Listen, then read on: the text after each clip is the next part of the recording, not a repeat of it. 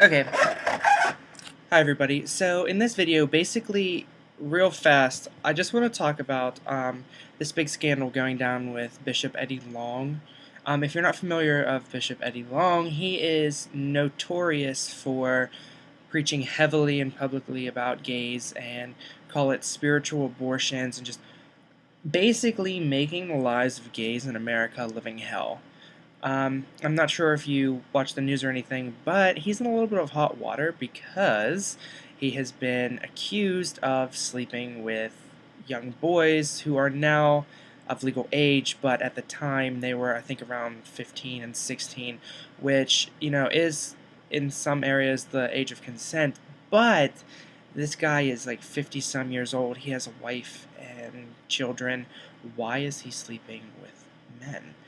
And as he's doing this, why is he, putting his clothes back on, going up and preaching to his entire megachurch of 25,000 plus people that homosexuality is wrong? Do I have any sympathy for Bishop Long? Not whatsoever.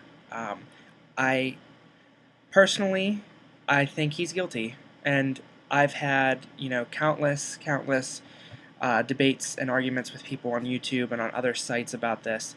Um, a lot of them, it's sickening how a lot of them are blaming the kids and the boys who he slept with. Why did it take them this long to talk about it? Why did they accept the gifts that he gave them? They're just upset because he's not giving them any more money. Here's the issue I have with that. First of all, if this pastor is married with kids, what the hell is he doing giving lavishing gifts to young men in his church? Second off, what is he doing taking these young men with him on trips? Um, there's leaked cell phone pictures of the bishop in tight bodybuilding clothes, flexing his muscles, which were supposedly sent to the boys' cell phones. What the hell is this guy's problem? Okay, now, to me, a lot of people were like, this it's just circumstantial. Someone said that his cell phone got stolen and those pictures were leaked. Here's the issue I have. To me, this looks no different than every other religious nut job that has preached against homosexuality that has been busted for it. I mean, there was that one guy who ran that one mega church who preached against homosexuality, and not only was he sleeping with male prostitutes, but he was doing drugs. Hello. And he still claimed that, he's a sinner and he's trying to convert himself. What the fuck? Seriously, what the fuck? Another guy, what was he busted for? Oh, another openly against gay rights, anti-gay, homophobic asshole was busted for going to an airport / vacation with a dude from Rent Boy, aka a male gay escort. Come on now, people. This is 2010. Gay is not a big deal. Gay is not wrong. But what I have a problem with, if you have a problem with it, that's perfectly fine. That's your opinion. Keep it to yourself. But when you're preaching this and you're ruining the lives of thousands of gay men and women, and then you turn around and you're doing the exact same thing that you publicly preach against, you're nothing but a liar, a bigot. How can you even utter God's name when you're doing these things? There's no evidence right now. There's evidence building up. They're building a case against him. Do I think, after listening to all these things, that he did it? Fuck yes, I do. I mean, come on now. Out of all the members in that church, I'm sure there are thousands upon thousands of females, young and old. I mean, legally young, 18 and up. I'm sure you could have bought them lavish gifts and all that stuff.